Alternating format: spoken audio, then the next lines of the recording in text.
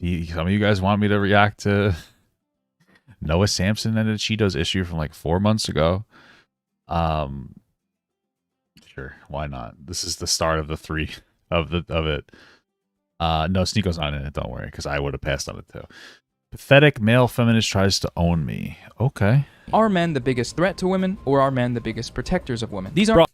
It's an interesting question. Okay. I promise you are neither, okay? Nah, but what's going on, guys? Today we're talking about a person who I was going to cover a while ago after he tried to epic... It's like a weird criticism, but also compliment? Because he's not a threat? Okay. own me on Twitter, which, by the way, like, we're talking about a guy who is, I think, 25 or 24. If you still care about ratioing people on Twitter past the age of, like, 20, and 20 is pushing it, right? Like, you need to grow up. Somebody was, like, talking crap about me on Twitter, and this guy, this plus-sized man decided to chime in for no reason, and he said, really put... How's he plus size? I'm plus size. Oh, I'm morbidly obese. Really puts the L in leafy clone. Damn. You know, I feel like one of the reasons you shouldn't use Twitter is because if you fail a ratio, I mean, that's it for the rest. Your life's over, you know? That's just something else. That's just something else, brother, you know? Puts the L in leafy clone. And I was like, bro, I don't know who you are. You're some grown man in your 20s, and you're just, like, getting off to, like, just shit-talking me on Twitter. I was like, bro, that's pathetic. So I responded to him with, dude, this is how you're spending your 20s. Remind me to kill myself if I end up this sad crying emoji. It's too much words. And the whole thing that made this interaction especially funny was because I was literally engaging with it right after I had gotten home from the gym. So it's like I'm being told that I put the L in leafy clone by 2 plus-size adults who lurk on Twitter and, like, I shit you not, make videos like, quote-unquote, fat-phobic comedy is the worst. No. Maybe it is. That's from Isaac Butterfield. Yeah, okay. I think I remember kind of seeing some of that discourse with Noah Samsen and my buddy Ryan Beardle. That's what I'm calling him now. Bro, the worst is the way you live your life, my dude. Anyways, that's just some background about my little spat with this guy on Twitter before we talk about who he is, you know? So who is this guy? Who am I talking about? This guy's name is Noah Samsen, and I mean, just by looking at him, you can kind of infer the type of videos he makes. Incel street interviews. Worst incel pickup lines. Incel content is dangerous. Vampire incel? And then who could forget about the best video on this channel? Is that what it said? Vampire incel? Incel content is dangerous. Vampire incel? Wow, the Manosphere is strange. It certainly is strange, I'll tell you that much. And then who could forget about the best video on this channel? Are straight people okay? Like, bro, you talk like a middle school girl. Like, all your YouTube titles sound like the posts on the Instagram stories of middle school girls. Like, you are not grown up. And I don't know if that's, like, actually how he is, or if that's just how he feels like he has to be in order to pander to his, like, mostly female audience. But in both scenarios... I mean... possible he's grifting. I feel like that's like a huge stretch to think somebody's grifting for content. And oftentimes people are like generally acting in good faith, but then they get kind of sucked into like whatever sphere they're part of. It kind of happens to like most people. I don't know if anybody's even immune to it. They might not even realize it. But yeah, I wouldn't assume he's the old grifterino though. It's quite sad, but I don't even have to explain that to you. We're gonna watch some of his videos and you'll see it for yourself. So yeah, we're gonna watch 2 videos of his. We're gonna watch Fatphobic Comedy is the Worst, and then we're gonna watch Incel Street Interviews. And yeah, let's just waste no time. Incel Street Interviews.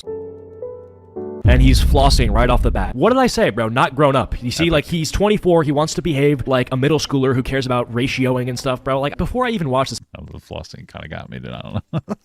So stupid. Video, I could tell his mentality. Check out my cat. Check out my cat. Check out my cat. What do you, like, what is this? He's... It's like the editing style of, like, some people like that, you know what I mean? Everybody has their, you know, like the commentariers got the CSGO or playing a video game while they do their stuff, you know, same. And then the, that community, I don't know what to call them, has the, they got the thing where they do weird like over edits and stuff that are like, oh, quirky, you know, talking like a baby. Check out my cat, check out my cat. Like, bro, today we're gonna be looking at a YouTube channel called It's Complicated Channel. The It's Complicated Channel channel. By the way, I just want you guys to know, I've reacted to some of their videos before, and I think it was in my video, Don't End Up Like These Women, where I reacted to one of their videos, and you guys seem to like it. Like, it's not a very incel thing to react to. I don't understand that, but I'm sure Noah Samsen's gonna break it down for us, so let's see what he has to say. It's one interviewer, the same one in each video, and he goes to the Las Vegas Strip at night and asks random people various questions about things like dating, relationships, sex, and gender. At the time of recording, they have about 180,000 YouTube subscribers. I mean, I've never seen them, so I don't know, but what I do know is that, like, you got to be a little careful on the street content, only because, you know, people go out for hours and hours and hours at a time, and they'll just kind of show you what they want you to see. They'll usually like run a narrative on their stuff. That's just kind of the way it works. It's very highly. They'll be like, "Oh, I'm out for 3 hours. Here's a 10-minute video. I'm out for like 6 hours. Here's like an hour-long video." You know, so. And fairly consistently break 100,000 views on their videos. Other much larger YouTube channels, often Manosphere or Red Pill adjacent. Bro, oh, come on now. Like, I react to some of them. Is he gonna throw up one of my videos? I doubt it, but yeah, 2 Sneeko videos. Let me know what you guys think about Sneeko in the comments. I'm curious. I think he's entertaining. I think he's a little unhinged, though. Have begun doing reaction videos to their content, and those are getting a lot of views. The late, not so great Kevin Samuels. What? Bro, this guy died last year, and you're like shitting on him? Okay? Was a huge fan of this channel. Shout out to the It's Complicated channel. Got some great content over there. When does it become harassment? That's why I love the shout out to the It's Complicated channel. I love a lot of the questions that men ask. However, Hold on. Like, are we just gonna skip over that, bro? This guy died of a heart attack, and you're like shitting on his takes post-mortem? What? That's so, like, low. Like, by the way, this is a guy who's gonna complain about fat-phobic comedy being hurtful, but at the same time has no issue just shitting on a guy who died of a heart attack, like, a year ago. Like, what's... Well, he's shitting on his ideology. I personally don't know too much about Kevin Samuel. I saw some of, like, the Dunk On videos, so I can't really speak to it. But as long as he's not like, I mean, you could still criticize someone even when they pass away, I feel like. wrong with you? Like, everybody who thinks this guy has such a good moral compass because he's gonna call fat-phobic comedy hurtful and violent or whatever, he's just gonna go and do this and nobody bats an eye? Okay. as you may have guessed based on the title of my video, or as you hopefully will start to pick up on as we watch, this channel differs from regular street interview channels because this channel has a little bit of an agenda. If women are smarter than men, why do they keep believing men's lies and opening their legs? Why do you think women can't just ignore catcalling instead of just hating on all men? Why do so many women... Oh, yeah, it's a little, I guess you'd say a little incel-y, I suppose. With the catcalling thing specifically, it's like, come on. You know, you can't really blame women for catcalling. I understand what you're saying, but it just makes women feel uncomfortable in public. It's a weird defense to defend catcalling. I think they have the golden pussy when every woman has one. So Yeah, bro, add the huh sound 5 more times, bro. It's really helping me to enjoy your video. you think that guys want to submit to a woman? Or do women want to submit to a alpha male? Just because women feel, Just so you know, by the way, I mean, just using the term alpha male is kind of cringe at this point, right? Like, we got an alpha male, baby. Ooh, shit. I don't know. You know what I'm saying, dude. Like, it's alpha male. It sounds like one of those Manosphere things. I mean, I'm not looking at it right now, so you know, correct me if I'm wrong, but it sounds like one of the whole like kind of bullshit. Wait, guys, just for some more context, this guy used to be Noel Miller's editor, or maybe he still is currently, but like, this is the sort of editing we're getting from this guy. afraid all the time. Does that mean they really have a right to be afraid all the time? If we look at the reception of this content, we can see that this agenda is being onboarded by the audience. What agenda, bro? Like, they're literally going up to people asking questions and getting honest responses. Content Well, yeah, it's on the street content though, but okay, whatever. designed to portray and foster negative attitudes towards women. No, not, oh my god, bro. Like, that's such a little slimy rat, like, tactic that he does. I don't know. I haven't seen the video. From what you showed me, I wouldn't doubt it's true though. Yeah, But dude, okay. these videos exist to make people hate women. No, they don't, bro. It's just to, like, interview people and show people the result of it. Like, that's all it is, bro. Do you think this guy is, like, sitting at home thinking, like, yeah, I hate women, bro. I'm gonna go ask people. No, he has a particular ideology. It sounds like he's a little Manosphere aligned, which is like a shit fucking, you know, ideology. And he's going on the street and he's asking questions and he's looking for particular answers and he's only showing you the answers that he wants you to show you. Like, that's pretty basic. I guess if you're not like super aware of that, like, God bless you. For being innocent. I don't know what else to say. It's very true. It is a very real thing. But okay.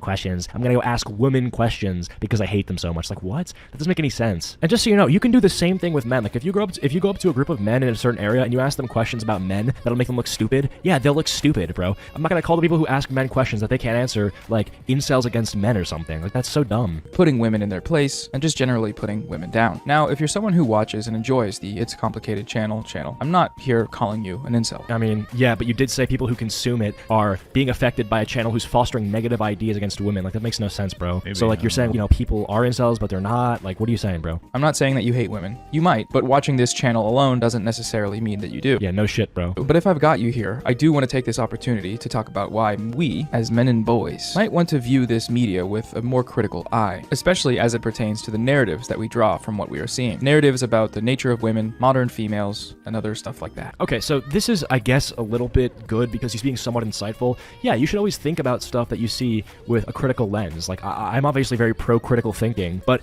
is he, like, he's saying, oh yeah, dude, I'm so pro-critical thinking, but then makes a 3-word title, Incel Street Interviews. That's not looking at this whole thing very critically. You seem to have summed it up and put it in a very small box. Because Well, it's a title, so if that is what it is, then that would be the correct title, no?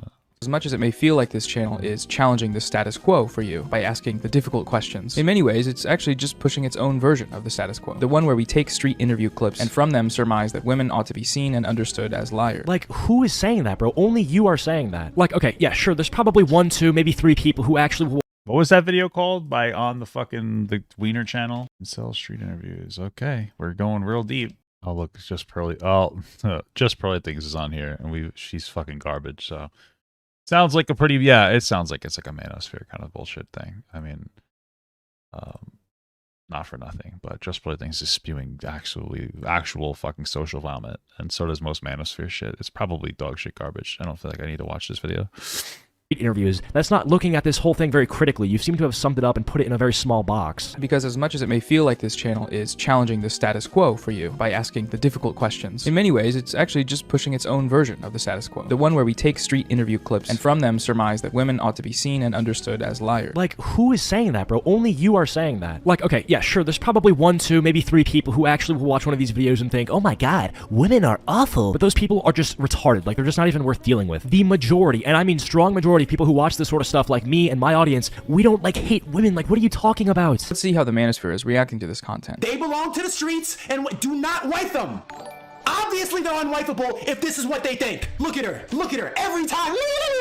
They are demons, sucking you dry in a bad way. Not the good way, not down here, your soul. Listen if you don't believe me. Actually, I know I'm a prize. No, you're not. Why are you a prize? You just know it? Because they're brainwashing you, they're empowering you too much. You got nothing going on. You worship Kim Kardashian, you're on Instagram all— Wait, hold on. So this guy Noah is saying basically that these videos will lead to people thinking that all women are liars, and then his little evidence for supporting that claim is a clip of Sneeko obviously, like, being dramatic for the camera and saying that this woman is not a prize and calling her out for being full of herself in this interview. Like, what are you talking? Well, I mean, I don't know how much of the video, but again, like, yeah, Sneeko is pretty historically objectively sexist, saying that he doesn't respect women. So, like, yeah, I think Noah's just not qualifying what he's saying, because he's like, yeah, people know he's sexist. Maybe that's his mistake, but yeah, okay. Coolio Dulio. About that's such a reach in logic. That's like a stretch, bro. You're not Mr. Fantastic, so stop with all the stretching, bro. You have a vapid personality and you're an astrology hoe. There's nothing interesting about you, I guarantee it. You don't believe me? Come on the stream and try to charm me. How can men and women ever be equal if C costs more money than... I don't care. What? Charm me. How can men and women ever be equal if C costs more money than... I don't care. Give me more money for my pussy, whore. I gotta buy your pussy. Oh, look at him, dude. He's doing the yikes face, dude, because that's such a yikes, bro. But you want equal pay? It's kind of a Does yikes. anybody need therapy? Seriously, do you need to talk to someone? No, I don't actually. I'm good. I mean, you can go to the gym and it'll make you feel better. I don't know if, like, what is he about to transition the video into, like, a therapy sponsorship? Is this guy sponsored by, like, Big Pharma on the antidepressants wave? Like, what's he about to do? He does, here? like, a Because BetterHelp today's video. video is sponsored by BetterHelp. Okay. Okay, I'm getting too good at this. Let's skip ahead. Victim or the prize, rules of modern dating and understanding women. This is the video we'll be going over today in detail. Yes, it is a longer clip, but I think it's indicative of a few different ways that these interviews typically go. Pay attention and see if you can notice anything unique about the way this is conducted. When it comes to dating and relationships, who is typically seen as the prize, the man or the woman? I guess the woman is, yeah, sure. I guess.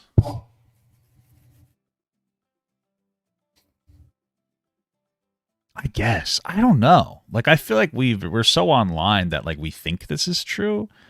You know, it's obviously more difficult to fuck a woman because women usually be a little more withholding of sex, which I don't think is an inherently bad thing. I guess they're a prize, though. You can set your boundaries. Don't be with the person. I don't know. Okay, whatever. The woman. Ooh, the woman for sure. The woman. The woman. The woman. So if the woman is the prize, what would that make the man? The wallet. Yeah. Bro, by the way, like, Noah is Yeah, that's like one of the problems is like they'll find like dogs. Usually they'll walk around in like areas where there's basically like sugar baby hoes walking around, like absolute worthless women, and they'll make it seem like that's all women. That's the problem with the Manosphere, like fundamentally, like 100%, more than anything else. Is they just try to make like worthless women seem like all women when that's not the reality. is trying to say that, oh yeah, watching these interviews will make you hate women. It's like, bro, these women are on here saying stuff like, oh yeah, men are wallets. Like, you can hate. Yeah, but like it's pushing the idea that this is all women. That's how like all this Manosphere bullshit content ends up working out. A person who says that, bro. That's not a ridiculous thing to hate. Doesn't that place the man at a lower value and status to the woman? Yeah, exactly. Yes. Don't women typically want to date a man on her level or higher? Like, this guy wants to hate on this channel who's asking the questions, but not the women who are responding to them, saying some of the craziest shit I've ever heard. Yeah. Yes. So don't women typically want to date a man who's a prize and not a loser? No, I like to be better. So if a woman declares herself the prize, isn't that relationship destined to fail? No. Okay, so firstly, this guy's an NPC. Yeah, for sure, bro. Like what a dumb bit of discourse. So it's just not helpful at all for men or women. Okay. And by that I mean he's just using a dialogue tree. He has a list of questions that he's asking, and he rarely ever deviates from the list. That's called doing Well, that's probably true. an interview. Like, Yeah, okay. Like so weird because I understand where Noah's coming from. I also don't know if I'd use this, but like this is something that people do in like the debate sphere. Noah's like kind of like adjacent to it. Is that there's a lot of people, in my opinion, it's always like fucking little communist pieces of shit fuckers. But they'll have a conversation with you about stuff, and then it doesn't matter what you say, they're still going to give you the same answer, and they're going to try to rope you down because they don't actually engage critically or intelligently. They just have like it's like, here's my question, and regardless of how they need to get to the next question. It's weird to explain unless you've like debated an absolute fucking idiot. I think that's what he's talking about. I don't know if I would have went with that point though here, but okay. what? When you have somebody that you're interviewing, you have a list of questions that you go through because you know these are good questions to ask that get good answers. And by good answers, in this case, we mean answers that kind of make people look dumb because they're speaking their true mind. Regardless of the way people answer the questions, which makes for kind of a grating viewing experience. But secondly, and more importantly, if we break down the questions individually, we can see a little narrative start to form. Let's go back through these real quick. So he asked, when it comes to dating and relationships, who is typically seen as the prize, the man or the woman? If the woman is the prize, what would that make the man? Doesn't that place the man at a lower value and status to the woman? Don't women typically want to date a man on her level or higher? Don't women typically want to date a man who's a prize and not a loser? So if a woman declares herself the prize, isn't that relationship destined to fail? now, if your head is spinning right now, that's because it's supposed to be. My head is not spinning. These are basic questions, and these women give kind of crazy answers sometimes. Sometimes they don't, and the ones that don't make the cut because they're not as entertaining to watch. I don't know what to tell you, bro. How we view Oh yeah, that would be the problem though, no? Wouldn't you say that's problematic? That they'll cut stuff like that? It doesn't feel like a particular narrative, right? relationships, to the conclusion that basically, in order for relationships to work, women need to stop declaring themselves the prize or humble themselves. He is bio-logicking his way into making sure that women understand that they're not as good as they think they are. No, dude, that's not what he's doing. These people are doing that, bro. Did you not hear that girl earlier who was like, yeah, I'm the prize, the man or the wallet? Yeah, she needs to be humbled. What? Like, like, how are you going to defend that? I don't know. Let's move on to the next video. This one's stupid. Oh, is that it? Does he go on to the next video? All right, man. So, Okay. I don't know what. Back to what do we? Okay, whatever. Next video. Hey everybody, today I'm going to be responding to a video from the YouTuber Acheeto called Pathetic Male Feminist Fucking Discord is so Tries weird. to Own Me. The more attentive among you may have noticed that this video is about me. There I am in the thumbnail. That's me. And in this video, Acheeto reacts to and criticizes a recent upload of mine, Incel Street Interviews, after going over a Twitter interaction that he and I had. So before we start, who is this guy? Well, Acheeto is a drama commentary YouTuber with about 300,000 subscribers. He covers drama between different creators like Minecraft YouTubers, streamers, and TikTokers, and does so usually in the format of a recorded voiceover while showing some footage of him playing video games. While not an explicitly political channel, there are definitely some political through lines in Acheeto's content. He's pretty staunchly opposed to body positivity movements, with many of his videos being explicitly fatphobic. Oh, he talked against Ryan Beard. But he is highly critical of things like feminism, or whatever feminism means to this side of YouTube, and generally falls into the same reactionary talking points that many of you may be familiar with. Ones you'll hear from your average anti-SJW, anti-feminist, anti-LGBTQ types. Like many of Yeah, I guess so. I mean, I haven't watched them specifically, but they're showing this to 3-year-olds. I mean, yeah, I don't know, man. I just don't know if I think it's a little bit of Acheeto's content. I don't know if there's like an agenda there. You know, like I don't think that he seems like the average young man that gets uncomfortable with some content. I don't think it's super deep. You know what I mean? Okay. These types of drama creators, on top of covering other people's drama, he will occasionally start drama of his own, or try to at least. He's done quite a few videos directly targeting other creators, some of whom you may know, some of whom are friends of mine. Hi friends. With these targeted videos, he often uses highly edited, unflattering, or even blatantly dishonest thumbnails, like this one about YouTuber and friend of the show, Nick is not green, where Acheeto edited the text to make it look like Nick tweeted at him, telling him to kill himself. So that's not great. I mean, I don't think anybody thought it was true. So stupid. Oh Lord, I'm sorry, I'm being a little mature, but Jesus Christ. Just straight up lying in a thumbnail. Nick didn't say that. So with all this in mind, you may now be wondering, Noah, what are you doing, I think he did. man? I think he said it. Responding to someone like this? Aren't you just falling for the drama bait? And well, yes, I am. But that's okay, I think. Baby, and I have a few reasons for this. Firstly, to be honest, I just thought it'd be fun. As I mentioned in my last video, I've been wanting to improve my argumentative writing ability, and these response videos have acted as super chatted $5. I've peeped you listening to One and Only and other aesthetic slashy boy rap. Let me make you a playlist. 3. Sure, send it to me. I'll listen to it. Training wheels in a sense, because they have a very simple format to follow. Play a little bit of their video, think about what they might mean if you can figure that out, and then respond, researching and debunking as necessary. I think this kind of practice will be good for when I want to tackle bigger, more serious topics. The other, more important reason, though, is that I do think there are some things that we might be able to learn here by breaking down this example of Acheeto's video about me. This video is, on all accounts, a heaping pile of reactionary garbage. Most of it is just him making comments directed at me personally, not anything that I'm actually saying. And this guy, this plus-sized man decided to chime in. You talk like a middle school girl. Oh, look at him, dude. He's doing the yikes face, dude, because that's such a yikes, bro. Are men the biggest threat to women, or are men the biggest protectors of women? These are— Bro, I promise you are neither, okay? He makes a bunch of unsubstantiated criticisms about my content without even having watched any of it. He doesn't even make it through a third of my video before calling it stupid and ending his reaction. Did you not hear that girl earlier who was like, yeah, I'm the prize, the men are the wallet? Yeah, she needs to be humbled. What? Like, like, how are you going to defend that? I don't know. Let's move on to the next video. This one's stupid. It is lazy, mean, and bad content. Reprehensibly so. But I do still think there are some points to be made here. By going through and critically analyzing some of Acheeto's rhetorical choices, I think we might be able to learn a thing or two about how reactionary content functions. This is just ridiculous.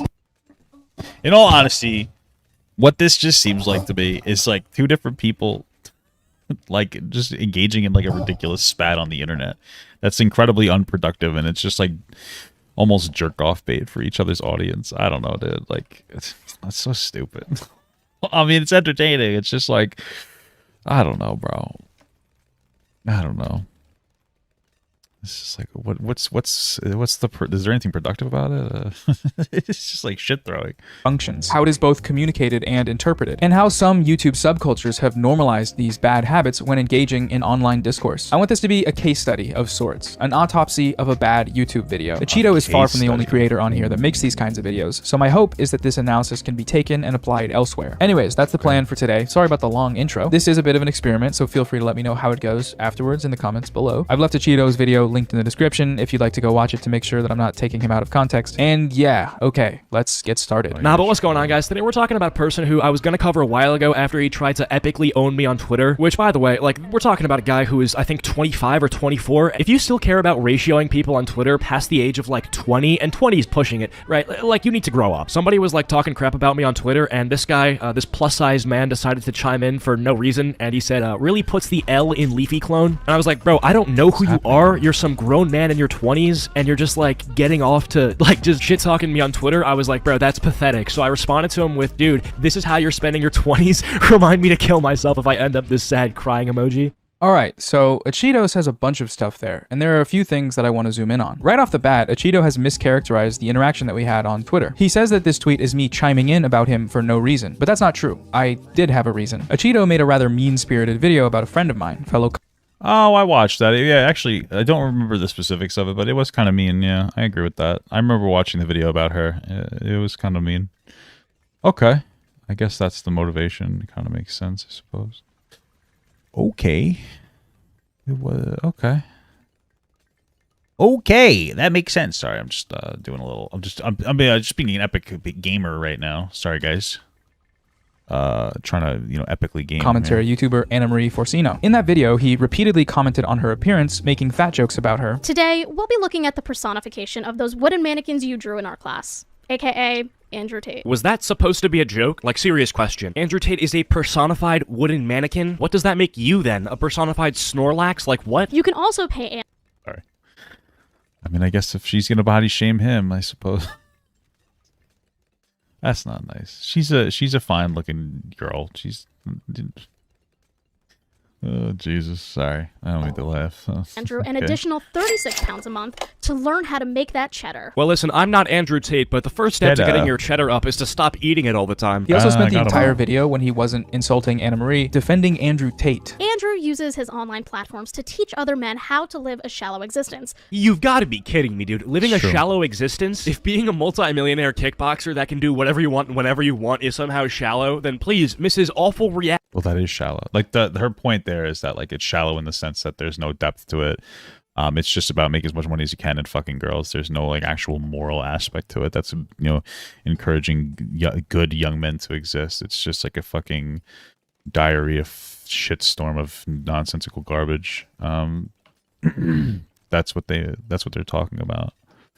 I think the problem with, like, the Noah Samsons and, like, the Anna Marie whatevers is that they don't do enough like they're and, like, God bless them, but it's that they're speaking to their audience. That's the problem with their content, which I know that's probably sounds stupid to you guys when I say that, but it's like, you're not, like, the content they make isn't going to change, like, an Andrew Tate supporter's mind, right? It's just going to make their audience feel like, yeah, I don't like that person, right?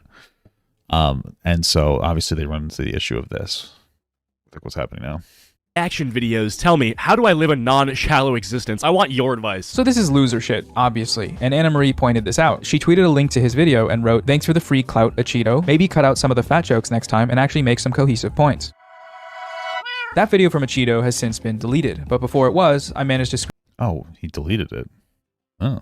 Screenshot the top 4 comments. And this screenshot was my initial reply to Anna Marie's tweet. I was having a laugh and a giggle about how all 4 of the top like comments on this video were shitting on Acheeto for defending an alleged human trafficker. And I mean, he ended up deleting the video, right? So maybe they had a point, who knows? On the thread, Anna Marie next replied, "Fat L," referencing Acheeto's rude and entirely unnecessary comments about her body, and the fact that the negative YouTube comments represent Acheeto taking an L, which stands for loss. I'm being very thorough with my definitions here because my mom watches my videos. Hi, Mom. Then we arrive at our final tweet, the tweet which in part influenced Acheeto to make his video on me, where I call him a Leafy clone. Now, if you know who Leafy is, you will have already picked up on what I meant here. But if you don't, I'll just play a clip of Leafy now. I mean, first off, you got the streamer. Yeah, I have my video here. Wow, I was looking crazy with the beard.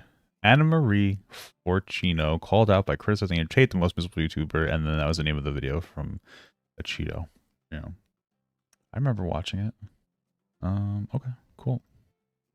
They're just sitting there saying, "Stop, stop, stop, stop. Don't call me fat. My eyes are up here, honey. Oh my God, you want to call me fat? Donate below and call me fat." I even saw this one bitch. Her fucking title of her stream was "Don't Donate Insults." Are you serious? Looks and sounds familiar, right? They appear to be playing the same video game. He's even doing the same little knife flip thing. It's incredible. I get it if he enjoys this game, but like... Well, I mean, that's just like a normal thing people do. You know, you just constantly switch out your weapons. It's just kind of a compulsive habit. There are definitely some steps he could take here to mitigate the Leafy clone allegations. So what can we draw from this first example? Well, I guess mainly that you just shouldn't take what anyone says on here at face value. Even for something as seemingly insignificant as a mischaracterization like that, the full context totally flips this claim on its head. Rather than valiantly defending his right to be online without anyone canceling him or whatever, the truth is that he was just being a bit of a dick and people criticized him for it. That's it. And regardless of whether this kind of thing is being done with malicious intent or just out of incompetence or bias, it does usually end up being deceptive. And I think that's bad. It's a bad thing. All right. The second thing I want to talk about here is Acheeto's comments about my age. He mentions a few times how I shouldn't be on Twitter horsing around because I'm a grown man in my horsing around 20s. Well, that's true. Twitter's fucking toxic cesspool. If you still have a Twitter, you're an idiot, but okay. Talking about a guy who is, I think, 25 or 24. This is how you're spending your 20s. He's 24. He wants to behave like a middle schooler. And the first thing I thought upon hearing these comments used as an insult is that sounds familiar. He's a 34-year-old grown man, 35 and 34 years old, grown men in their... Why do you know so much about Leafy, Noah? The fuck? It's weird. Okay. 30s. You're a 34-year-old man. 31-year-old fully grown people. Yeah, so that was Leafy again. My guess as to why Acheeto would be making these comments about me was that he must be younger than me, right? So I went to check, and yeah, turns out he's 18, apparently. Now, to be fair to Acheeto here, 18 is very young. Looking back, I don't know where I'd be now if I'd had a 300,000 subscriber YouTube channel when I was 18, in a ditch somewhere, probably. Yeah, I mean, they say you stop kind of growing when you get famous and stuff. So, yeah, it's something to be careful of course. It would have been way too much attention and validation for my young mind. So this is why I do think there's some leeway here, probably, in terms of maturity. As such, I've tried very hard to be as objective as possible when analyzing the things that Acheeto is saying in this video, no matter how inflammatory they may be. With that said, though, at the end of the day, he is an adult with a large YouTube platform. Larger than mine, I should mention. And I do think that having this platform should come with some sense of responsibility around the things that we say. If someone's being deceptive or hateful, I think it's perfectly okay to want to call that out if they're reaching enough people with it. Just thought I'd mention that. Maybe you disagree. If so, let me know why in the comments. And yeah, okay. I have one more point to make about that first clip, and I do realize that this section is probably starting to drag, but he said a lot of stuff there, and breaking it down is just, it's gonna take a while. If you're bored, here, check this out. It's a photo of my cat in a video. Look who has Well, I mean, more bored now, dude. joined me, babyito. Babe. How adorable. Her name's Babe. Meowser Babe. Bebito. Enjoy. There you go. So in that clip, Acheeto makes a comment about my weight, referring to me as a plus-sized man, obviously intended as an insult. And this guy, this plus-sized man, decided to chime in. Now, I wouldn't have anything to say about this comment other than the obvious, that it's what we'd call an ad hominem, a personal attack used as a stand-in. Ooh, gotta love the epic, based, and red pill debate terms. My favorite, as always. For any actual arguments. But then he says this. The whole thing that made this interaction especially funny was because I was literally engaging with it right after I had gotten home from the gym. So it's like I'm being told that I put the L in Leafy clone by two plus-size adults who lurk on Twitter and, like, I shit you not, make videos like, quote-unquote, fat-phobic comedy is the worst. No, bro, the worst is the way you live your life, my dude. So if I'm reading this argument correctly, what he's trying to say here is that he I guess he's saying you live your life as a chunker. Yeah, like I didn't really pick it up. It's just stupid. All right, whatever. Thinks it's ironic that two fat people are insulting him because he went to the gym that day and we didn't, and because we're fat and also make content that critiques fat phobia, which he likely interprets as promoting obesity. That's how these types usually do. If y'all stop promoting obesity and applauding people who are fat, I'll stop quickscoping the people on my timeline that are like 900 pounds. Because of all this, we are incorrect here. Or something. Even if I wanted to give myself an aneurysm trying to untangle this dumpster fire of an argument, at the end of the day, it's still something you might hear on an elementary school playground. You're wrong because you're fat, and I'm not, and you lurk on Twitter all day. It's a good defense, though. You're wrong. You're fat. Fuck you. Your mom. It's pretty good. While I go to the gym. So yeah, take that. However, the actual fatphobic sentiments on display here are a much more widespread issue. He makes a few assumptions during this clip, but the thing I want to touch on is the last thing he says here about the way I live my life. No, bro, the worst is the way you live your life, my dude. So my question is, how do I live my life, Acheeto? How could you know anything about the way that I live my life? His sense of superiority there was derived from the fact that he went to the... I'm living my life being a chonker, baby. You know what I mean? Is what it is. I don't know, dude. Like, people called me fat when I was younger and stuff. I just don't care anymore. Like, why? I don't know. I mean, like, I get it. He probably doesn't have a particular understanding of, like, fat positivity in, like, a crack way where it's supposed to be about loving yourself, so you motivate yourself not to be eating yourself to death anymore. I mean, who cares? You know what I mean? Like, I just don't know. Like, who gives a fuck? We don't have to be offended all the time. You know what I mean? Sometimes it's just like, whatever it is, what it is. Sometimes it's about this boss sucking a big old penis. The gym that day, and I didn't. But how would he know that? This is me on July 15th of this year, days before this Twitter interaction, when he felt the need to comment on my weight because I wasn't at the gym or whatever. I probably... What are those, 10s? Before...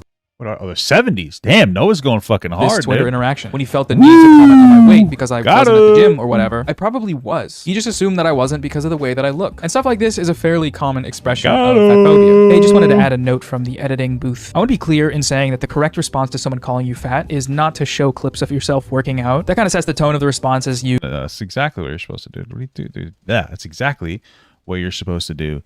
Dude, come on, bro. What are you talking about? Terrible advice. Terrible advice. I do need to get something that'll actually fucking kill this, though, because I'm struggling. saying, you know, I'm working on it, okay? When you don't owe anyone that sort of response, least of all fatphobic assholes on the internet. I only show this clip here as an example of one type of assumption someone might make about you because of your weight that does have more serious implications for people who are fat and are constantly dealing with fat phobia. Just wanted to clarify that. So yeah, back to the video now. Now, I'm not someone who considers themselves fat, and I don't experience fat phobia in any serious manner. But this type of body shaming and assumptions being made about one's life choices are pretty well established examples of fat phobia. Thinking that someone looks overweight and then just assuming things about their life, that they must be lazy, that they have health problems, assuming they want to hear. I probably do have health problems. I don't know about the laziness part. It depends. I mean, I was the fattest when I used to work like 60 hours a week. It's just like stress eating all the time. But definitely got eating problems. You know what I mean? Probably not getting fat eating nutrient-dense foods. Probably not eating a bunch of, oh, I got so fat from eating 7,000 calories worth of broccoli. Nah, man, it's that fucking Pizza Hut, dude.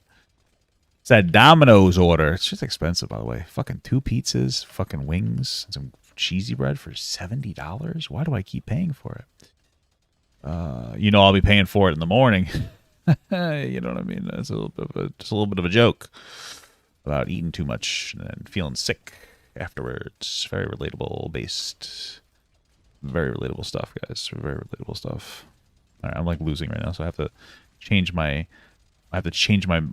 Your unsolicited advice about what they should do to lose weight, as if every aspect of society wasn't already telling them that their fatness was inherently immoral. This is the same attitude that contributes to things like medical fat phobia, where doctors will make these same assumptions about fat people, wrongfully attributing their symptoms to their fatness and telling them to just lose weight when the health problems originate from other factors, so they get misdiagnosed or things go. Yeah, I mean, like you know, listen, my wife had that issue before where she went in because she has like she has like psoriasis, and they're like, oh well, you don't actually have, like, they didn't say like, oh, you're being overweight is contributing to the psoriasis, which can absolutely be true. They said that you're just fat. And like, yeah, there can be issues with some of the things. In some ways, absolutely. Or they'll be like, oh, because you're fat, like you just work on your fatness instead of like getting like a different solution first. Like, obviously you should try to lose weight, but you can't just be like, you can't be like, oh, I just won't be fat anymore. They'll solve everything. Like, it takes a while to do that. So you're fat now, you got to deal with whatever illness you have. So. Untreated, and then they die. This is a real problem. I'll leave some articles linked in the description about it. But okay, I guess the point I'm trying to make here is that even small comments like the ones that he made can be outgrowths of much larger and more harmful systems. Making those comments is in some ways sustaining those systems by normalizing treating people this way in front of a large audience of people. They'll write it off as whatever bullshit tough love excuse they can come up with, but at the end of the day, it's just cruelty, and that sucks. I don't know, that's bad. There's my commentary YouTuber academic analysis. This is bad. Wow. Thank you very much for your support. Anyways, let's move on to the next section, which is my ad read. Thank you to Scentbird for sponsoring today's video. Anyways, that's just some background. Sorry. About my little spat with this guy on Twitter before we talk about who he is, you know. So who is this guy? Who am I talking about? This guy's name is Noah Samsen, and I mean, just by looking at him, you can kind of infer the type of videos he makes. More like Noah Simpson, am I right, guys? Because he's a freaking simp. Simping for girls. Respecting women is fucking loser shit. Am I right, fellas? Am I right, fellerinos? Incel street interviews. Worst incel pickup lines. Incel content is dangerous. Vampire incel? And then who could forget about the best video on this channel? Are straight people okay? Like, bro, you talk like a middle school girl. Like, all your YouTube... Noah, thanks for checking in. Thanks for checking in on me, bud. All right? Well, I'm okay. I'm doing all right. I'm doing okay. All right? Titles sound like the posts on the Instagram stories of middle school girls. I must say, I'm not all that familiar with what the Instagram stories of middle school girls are saying these days, so he could be right, I guess. But there is one thing I want to talk about from this clip here. It might seem like a minor thing, like a middle school girl thing, but when Acheeto rattles off that list of my video's titles in a sort of mocking tone and then makes that negative comment, this is actually a pretty common rhetorical device on YouTube, especially commentary YouTube. While you're introducing someone that you're criticizing, you might list off their video titles with some music behind it or something, under the impression that your audience will pick up on what's wrong here, based on how you normally talk about these issues. So he knows that based on how he's criticized feminism and anti-straight prejudice, in his prior videos, his audience will likely pick up on the fact that the person he's introducing is a little bit weird, a bit of a weird guy. And I've actually done this before in my own content. Here's a clip from a video of mine called Incel Content is Dangerous. Are you sub 5, normie, or Chad? How to know when it's truly over. Why the black pill is so underrated in 2021. 4 in-depth reasons. 100 black pill beliefs in one video. Warning, the gap between normies and Chads is growing. Oh, they even have a 4-part series analyzing the... Well, I'm happy that you gave me that warning, because that's very scary. I'm a little scared. A little scared. Mathematically, scientifically, objectively perfect male face. It's a similar thing, right? Listing off this channel's titles and thumbnails in a dramatic voice with intense music. This is done under the assumption that you, the Noah Samsen channel viewer, will notice that having skull-shaped measurements in your thumbnails or incel terminology in your titles means that you might be a slightly strange guy. Now, you might not have an issue with this. You might feel like this type of thing is meant as a joke more than anything. A shared understanding within a community about the sort of meaning that we draw from certain signs on the internet. And in some ways, it is, and there should be room for that on YouTube, probably. But it's also kind of poisoning the well, right? In both cases, we're presenting... I appreciate the way you talk about losing weight as a fat person from another fat person. I feel comfortable with people around me about that. All right, very cool. I respect that. Nice to hear about it from somebody who on YouTube who doesn't know who I am. I feel that, brother or sister or this sister, of course. I respect it. I respect it. I respect it. Something as being bad or harmful or cringe without explaining why or even engaging with any of the content. Yeah, but that makes sense what he's talking about. That's what I was saying before. Like, they're both speaking to their audiences more than they're speaking to like people outside their audience to try to pull them in, which is fun. Do your thing.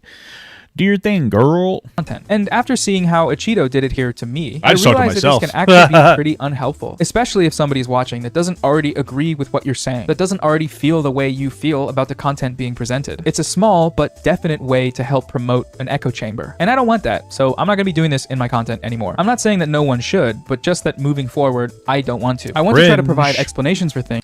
Changing is cringe. Noah, grow up, loser. Grow up, double down, never admit you're wrong, be a fucking real man, dude. Before making fun of them. That's just something I'd like to be cognizant of as a community moving forward. But of course, the difference here is that my opinion is evidenced by the text and Acheeto's is not. If you disagree, explain why. Anyways, let's move on. So finally, we arrive at the reaction bit where Acheeto starts watching my content. The video of mine that he watches is Incel Street Interviews. Now, I've already gone over a response to this from a couple of weeks ago, responding to Sneeko, it was called. So to avoid repeating myself, I'm just going to go over a few things from Acheeto's video that I haven't yet touched on and then try to relate these to broader points. So in his response, Acheeto does some interesting broader points because women are broads.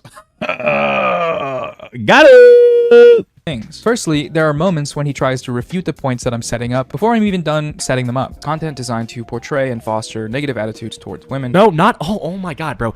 Like, that's such a little slimy rat like tactic that he does. Yeah, dude, these videos exist to make people hate women. No, they don't, bro. It's just to like interview people and show people the result of it. A similar thing that he does is asking questions that are later directly answered by the content of my video, but because he doesn't actually finish my video, let's move on to the next video. This one's stupid. Or even really pay attention to what I'm saying in the part that he does watch. By the end of it, these questions largely remain unanswered for him and his audience. If we look at the reception of this content, we can see that this agenda is being onboarded by the audience. What agenda, bro? Like, they're literally going out to people asking questions and getting honest responses. The LGBTQ agenda.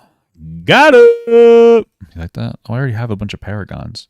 Let's overkill this. Responses. I should mention that at this point in his reaction, Acheeto is only 1 minute and 30 seconds into my video. So when he asks what agenda I'm talking about, I'm gonna tell you about it, Acheeto. Just let me get through my intro, please. Returning viewers of the channel may recognize the reaction on display here. Get to the fucking point, bro. Get to the point. What's the? We understand what the. Everyone knows what. Creepy. He does a similar thing later on in the video when I'm setting up a point by first making a concession. Now, if you're someone who watches and enjoys the It's Complicated channel, I'm not here calling you an incel. I mean, yeah, but you did say people who consume it are being affected by a channel who's fostering negative ideas against women. Like, that makes no sense, bro. So, like, you're saying, you know, people are incels, but they're not. Like, what are you saying, bro? So he almost perfectly summarizes my argument there, that the channel is fostering misogynistic attitudes and that this can lead to incel rhetoric, only to ignore ignore this argument entirely and act like I'm calling people incels, which is what I just said that I'm not doing. It's really frustrating, you know, because he's so close, but so far. But okay, I bring up these examples here because they represent a pretty well-established limitation of the reaction video format. If you are making a video about another piece of content and you don't at least watch the video beforehand so you have a bigger picture of what the content is, this is called pre-watching and is considered a federal crime among many live streaming communities, then you're opening yourself up to the possibility of jumping to the wrong conclusions about what's being said. And this is nothing new on YouTube. I'm reminded here of an older video from the video essayist Sean called Sargon of Akkad Can't Read. This is from all the way back in 2017, but it's still one of the better examples I've seen of this phenomenon. This whole getting everything wrong but never going back to correct myself because I forgot or I just don't care thing. Sargon reads one line of an article, then pauses to go off on tangents and make a bunch of assumptions, some of which are contradicted by the evidence on the screen that he—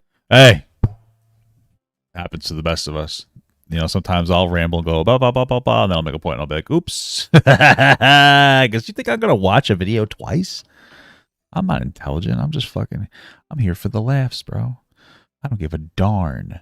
I will never, ever watch the same video multiple times. Because that's gay. Cringe. And I'm actually going to fucking kill myself. Fuck myself up so bad right now. he just hasn't read yet. Siri, Alexa, Cortana, and Google Home have women's voices because women's voices make more money, because people prefer them. Yes, Carl, because people prefer them. It even literally says that currently on the screen. A lot of this has to do with prior bias. You feel a certain way about a thing, and admitting or considering that you might be wrong about that thing, that's a hard thing to do, especially during a live reaction. I'm never wrong, pussy. Never wrong, bitch. Never gonna ever give you up. Never admit when you're wrong, guys.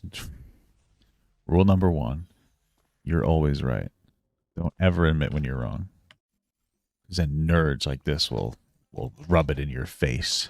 You will always trend towards coming up with some half-baked excuse as to why the opposition is wrong. Now, I'm not saying here that we should expect every content creator to write a video essay every time they have something that they want to say. Part of what can make commentary great is those instant reactions. Because the people who are— No, I'd rather do instant. I'm lazy. I'm not doing real work.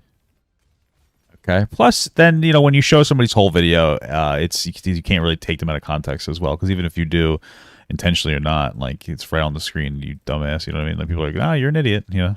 Are good at it are able to be fair to the source material. Or if they're just genuinely funny, they're able to sort of sidestep those requirements, branding it as strictly entertainment or comedic commentary. But if we want to argue for something, politically or otherwise, as Acheeto seems to be wanting to do here, he's debunking my video, right? Or trying to, at least. Then surely we can do better than this. What agenda, bro? That's such a little slimy rat tactic that he does. People are incels, but they're not. Like, what are you saying, bro? Like, at least having the integrity to allow whoever's trying to make their points before chiming in to tell them they're wrong. What I think is probably likely is that Acheeto and other creators like him, they have a format that they've been using for years. You know, play a video, then pause it to make a snarky comment, and then just keep going. No need to backtrack or address prior counter arguments, because that's not why the audience is there. They are there to hear him do the epic, angry, shouty gamer guy stuff.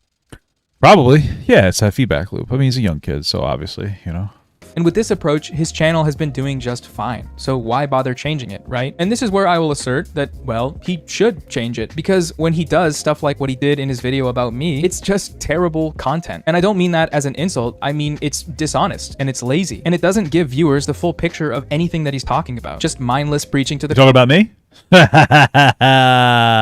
Choir about how I'm the bad guy, feeling zero urge to actually explain this position, taking everything he can in the least charitable way possible. And although I can't make him change any of this stuff, maybe something I've said or will say here might get him or his audience thinking. Because that's the thing, it's not like he's going to stop making content anytime soon. So may as well see if it can improve somewhat. I don't know, just a couple thoughts there. Moving on. So as we just looked at, Acheeto is very opposed to the idea that these interviews could be framed in a way that promotes misogynistic attitudes. He repeats this sentiment a few more times. This guy Noah is saying basically that these videos will lead to people thinking that all women are liars, and then his little evidence for supporting that claim is a clip of Sneeko obviously like being dramatic for the camera and saying that this woman is not a prize and calling her out for being full. Isn't that interesting though? Like the like obviously being dramatic for the camera. Like, I don't know, how much can you really lean into that? Why is it not opening? Open the fucking thing. Sorry. You know, it's just kind of like an easy excuse. Like, I understand, like, oh, they're joking. Yeah, maybe, but it doesn't mean that those jokes aren't like really there to drive like another point home. And that's where the kind of the problem comes in, right? But this interaction's from months ago, so you know.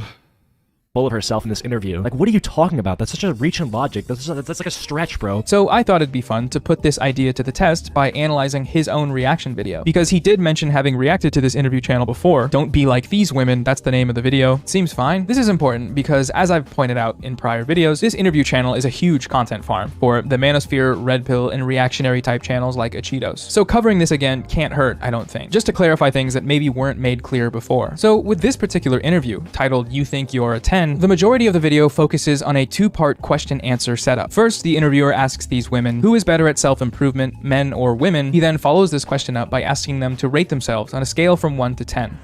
Who's better at self-improvement, men or women? I don't know. So what, is that a productive question? Men. I mean, who is better at self-improvement? What, men or women? Like, it's just, I question, why does it matter? Like, let's say that there's just no winning that conversation, and there's no productivity in there, right? So it's just meant to put down either men or women, or in general, like that. Oh, who's better? I don't know. People might be better. Like, let's say you're a guy or you're a girl, and like you think men or women are better at self-improvement, but you also think that the other sex or gender or whatever is also pretty good at it too. Even if you think that and like you're slightly biased, like your answer, there's just no productivity from the answer. It just forces an engagement of like shit dunking on men or women based on, depending. There's nothing productive about that, right? I mean, that's it. It's just dumb fucking question that doesn't actually benefit anybody. Okay. Or women. He then follows. It just encourages like the fucking back and forth between like the fucking gender war. Oh my god, who's better? And you start shitting and coming all over your fucking self. It's just childish, This question up by asking them to rate themselves on a scale from 1 to 10. Who is better at self-improvement, men or women? My mom. Self-improvement, definitely women. Okay, rate yourself on a scale of 1 to 10. 10s across the board. Oh, period. Okay, isn't saying you're a 10 admitting there's no room for improvement? No, not at all. Isn't the first step towards improvement admitting you're not perfect? You're right. Yes. We were perfect. We just said we were said we're 10s. That doesn't. You didn't say that being on a scale of 1 to 10, 10 being perfect. Facts. Well, what would be perfect then? On a scale of 1 to 10? There is no perfect, really. So this is clearly... Yeah, it's just a dunk on these women for being stupid. Then, like, let's be clear, they're probably pretty dumb. But, that doesn't represent all women.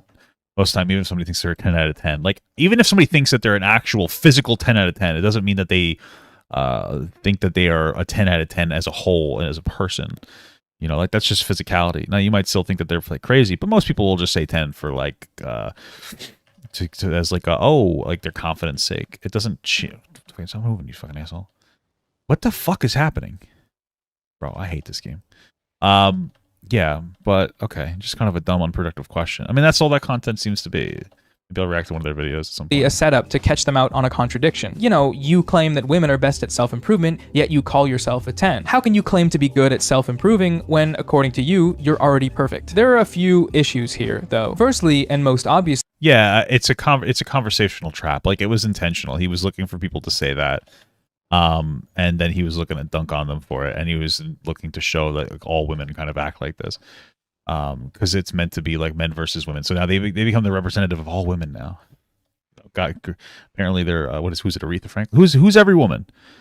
I'm every woman. It's all in me. Bing bing bing bing. Who is that?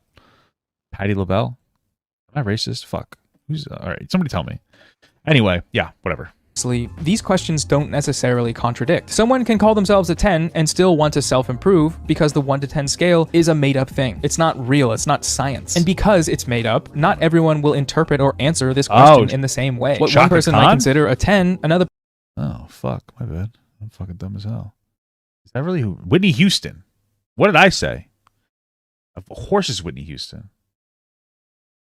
Oh my goodness, I'm so dumb. Person might consider a 6. What one person might consider a strict looks-maxing scale that you must abide by like a religion, or else you're a conceited femoid that's hurtling headfirst at the wall. Another person might be normal and view it perhaps as an opportunity to express confidence, to gas themselves and their friends up during a night out on the Las Vegas Strip. And the latter is how the majority of the women interviewed seem to take this question. Let's see how Acheeto views it. Rate yourself on a scale of 1 to 10. 10s across the board. Oh, period. Okay, there's having self-confidence and being happy with how you look, and then there's this weird self-worship that they're doing. A 10 isn't below average. It's not. Well, that's not really self-worship. I mean, your best argument's like a cope. Why is it a self-worship? Telling somebody you're a 10 isn't self-worship. I mean, you could argue, you could reasonably, you know, interpret that as they just have a lot of confidence. Now, if they have like pictures of themselves in their rooms and on their mirrors, and they masturbate to their pictures of themselves, and then we're treading territory of self-worship. But I feel like that's a bit of an exaggeration. Say they're self-worshipping. What the fuck? Holy shit. Not average. It's not even above average. It is literally perfect. I'm sorry, but you're not perfect. Isn't the first step towards improvement admitting your... Why? She's why? It's not even above average. It is literally perfect. I'm sorry, but you're... What's wrong with she's an attractive girl. What makes her not like? I just don't know. Like, what is it that makes you think that she's not that attractive? That's the only question I'm asking. Because you just put like you made her look like she has a silly face. But my question is like, what is it about this picture that like turns you off specifically and makes her not perfect to you? I'm just genuinely curious. Like, what is it? You're not perfect. Isn't the first step towards improvement admitting you're not perfect? You're right. We were perfect. We just said We we said were we're 10s. That doesn't. You didn't say that being on a scale of 1 to 10, 10 being perfect. Correct. Well, what would be perfect then? On a scale of 1 to 10. There is no perfect, really. Yeah, I don't think anything has to be said about that one. I think the delusion just speaks for itself. There is no... I think it's just a self-confidence thing. But okay. Sure. Perfect on a scale from 1 to 10. Yeah, there is actually. It's 10 because you can't go higher than 10. So I find Acheeto's reaction here I actually can because I can count on my feet. So I can go to 20. Well, 19. Missing a couple toes. Well, actually, I would be missing one toe by that logic. I can't even count at all. I don't know math. very interesting to watch, because for those of us who did the reading, we know that this is exactly how the interviewer wants him to react. The anger in his reaction, this pure resentment. Yeah, there is actually. It's 10. This interviewer knows what he's doing. He knows that guys like Acheeto are going to uncritically consume these videos and walk away with the conclusion that all of the women that call themselves 10s must be delusional, arrogant, and what did he call it? Self-worshipping. The only way for this... Oh, Noah's doing I'm going to say Noah's doing a pretty good job in this video. The first one, maybe not so much, but although this is the first one I'm watching, so I guess it's pretty good. I don't know, dude. He's making a pretty decent case here, brothers. This audience of men to be happy here is if I will say one thing though. I don't know if it's really going to communicate well to Acheeto or anybody else in his audience, because listen, and I don't dislike Noah's content. I will say, but it comes off as a little smug. You know what I mean? And not the good type of smug, which is smug root beer, by the way, the best root beer. But it does come off as like a little smug. It does, a little bit, you know what I mean? And I think it's the mustache, you know, it's the porn stash, bro. You can't be fucking around with that.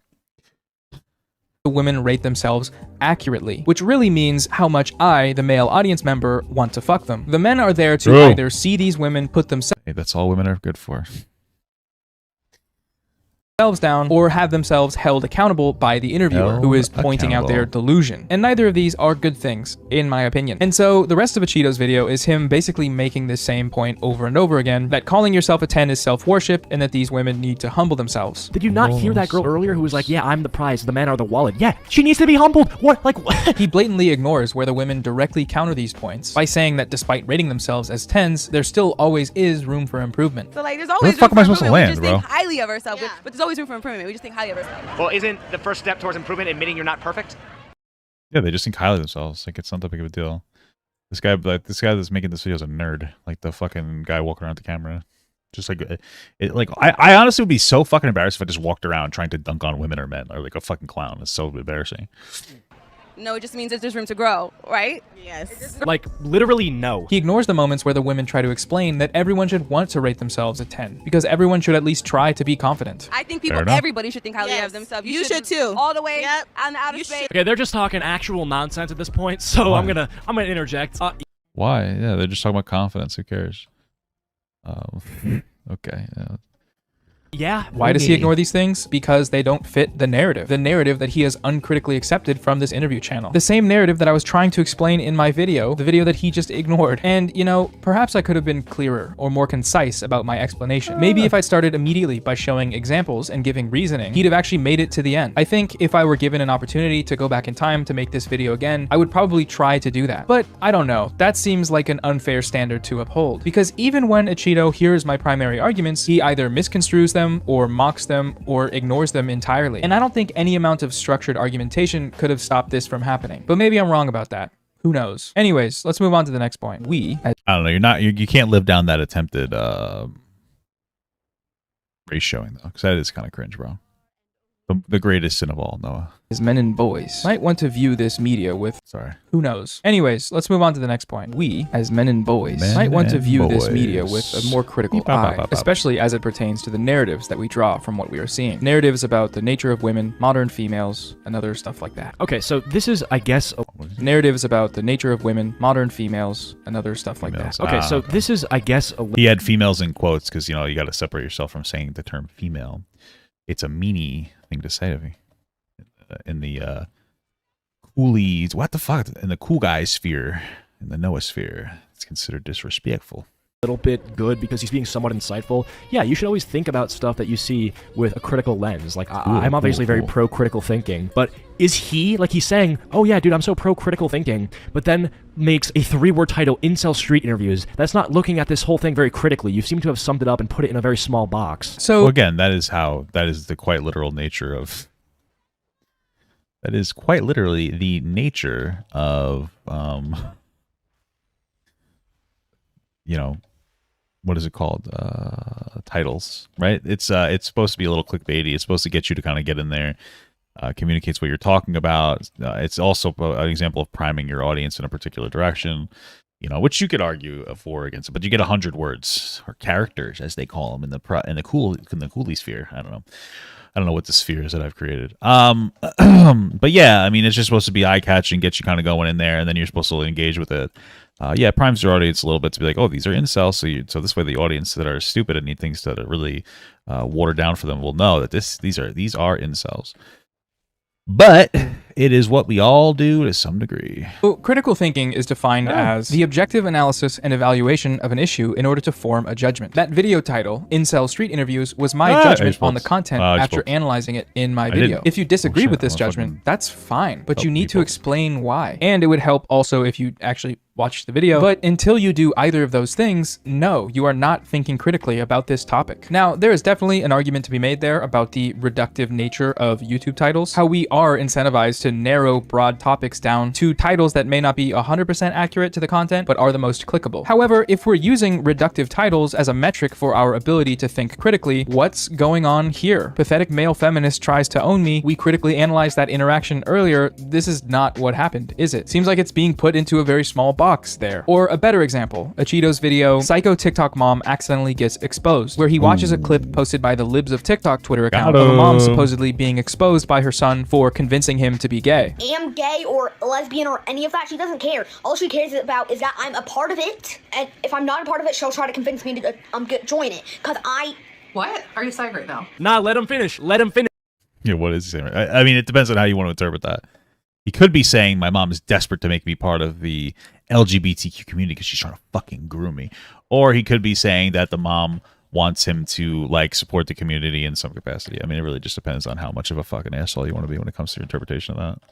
Because he almost just exposed you, bro. Bro literally said if I'm not a part of the LGBT community, my mom would try to convince me to join it. Nah, bro, that is not right. But later on in that video, Acheeto plays the full clip in context and acknowledges that the mom was not doing that she had not been exposed, and that the kid had misspoke. Why would I convince you? I wouldn't convince that's why you. I should speak instead of you. Yeah, I don't think I'm ever convinced. Do you know what the word convince means? No. Convince means that I'm making you be something. Okay, so it's good that the mom eventually... The kid's just using a word he doesn't know how to use. This stupid ass fucking piece of shit kid. Bro, kids will fucking... I'm sorry, it's a kid, but kids will fucking expose you for things you didn't even do. Holy fuck. That's incredible. Oh my god. So the kid doesn't even know the word convince means? That's incredible. That's so funny. actually said, like, yeah, I wouldn't force my kid to be gay or LGBT, because that's sort of what it was sounding like for a little bit. Yet the title remains. Well, yeah, but the kid didn't know the words. The mom didn't really do anything. It's just that the kid didn't understand words. Psycho TikTok mom accidentally gets exposed. Dishonestly framing the content in this way is playing into the whole gay agenda LGBTQ groomer panic. One that is stoked by demonic accounts like Libs of TikTok and then echoed by useful idiots like Acheeto, and has led to literal hate crimes. Just yesterday, another bomb threat was called into the Boston Children's Hospital, all over a false story not unlike this one being spread by that media pipeline. Is this what we are calling critical thinking now? Because I disagree.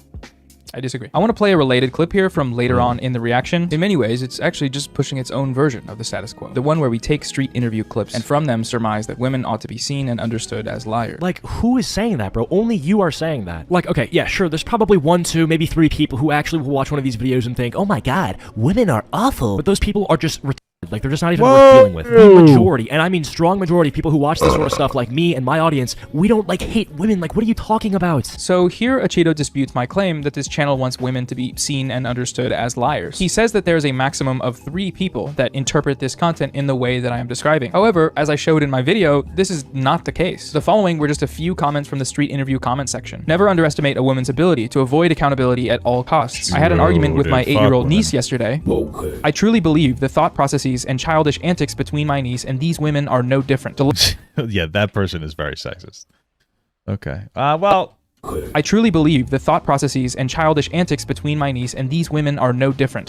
Well, maybe that's not really saying all women, but okay. The level of egos with these below average women is astonishing. These statements, which all generalize women as being childish, irresponsible, or egotistical, have all been favorited by the It's Complicated account owner. Additionally, while Acheeto's comment section isn't yeah, especially since it seems like they were just trying to be confident.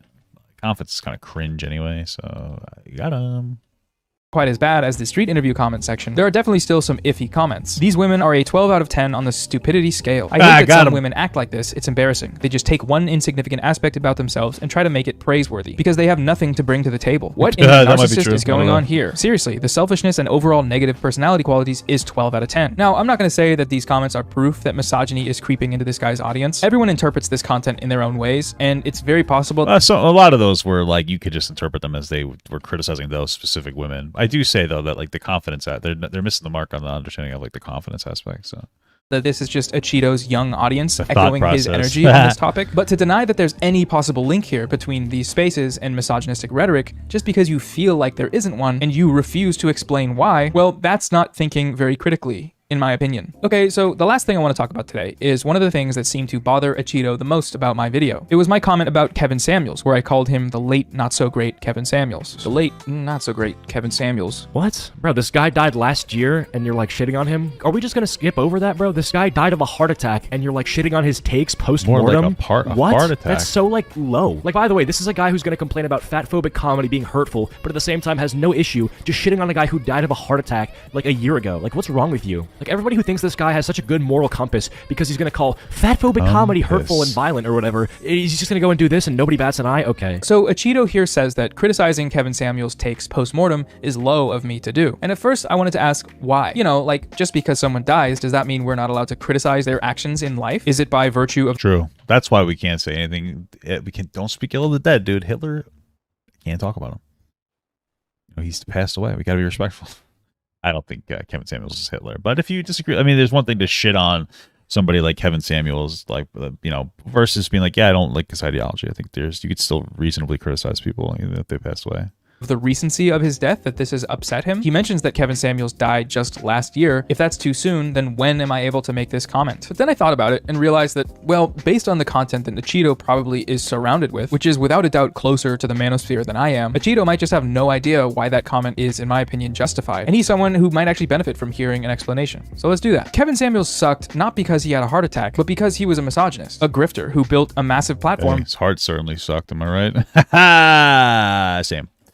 by exploiting the embarrassment and degradation of women, specifically black women. He parroted conservative talking points and misogynoir to a million dudes online, who went on to spread this message across the web and world. A message that focused primarily on humbling women and holding women accountable, which, when done on the internet via content and to women you do not know, is really just code for putting women down. We've been over this. It's the same thing we saw Acheeto do in his reaction. She needs to be humbled. What? Like, It's the same thing we've seen Sneeko doing in prior videos. Why is this fat ugly bitch still talking about ugly people? You are literally the ugly bitch of the group. She's so gassed the up right now, and you're a 3, bitch. You're a fucking 3. The same thing that the interview channel wants them to be doing. Shout out to the It's Complicated channel. Got some great content over there. When does it become harassment? That's why I love it. Shout out to the It's Complicated channel. I love a lot of the questions that men ask. So all of this does fall under the not so great classification, in my opinion. If you want to learn more about Kevin Samuels and why he's bad, I'd highly recommend FD Signifier's latest video on the Black Manosphere. I'll leave that linked in the description. It is feature film length, but you should still watch it because we do need more healthy boys. So to close this Maybe I will watch that.